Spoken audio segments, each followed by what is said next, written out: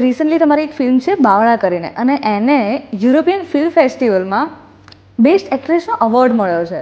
How is that feeling? અને એમાં તમારું કેરેક્ટર શું હતું? કારણ કે ઘણા લોકોને એ આઈડિયા નથી. How is that? એક તો આઈ એમ વેરી લકી કે મને ફિલ્મ કરવા મળી.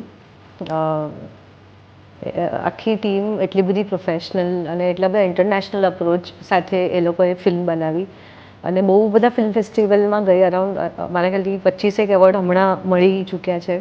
એમાંથી એક મને બી મળ્યો, તો આઈ વોઝ વેરી હેપી. એક તો ઇન્ટરનેશનલ લેવલ ઉપર કામ ગયું, અને ત્યાંથી આવો કંઈ મેસેજ આવ્યો કે તમને એવોર્ડ મળ્યો છે અમારા ત્યાં બેસ્ટ એક્ટ્રેસનો. અને મહેનત બી મેં બહુ કરી હતી, કેમ કે again it was completely different then what I am. Army ઓફિસરનો રોલ હતો, જે એની બેનને શોધવા માટે જંગલમાં જાય છે, અને ત્યાં અમુક એક્શન સિક્વન્સ ને એ રીતની આખી વાત હતી.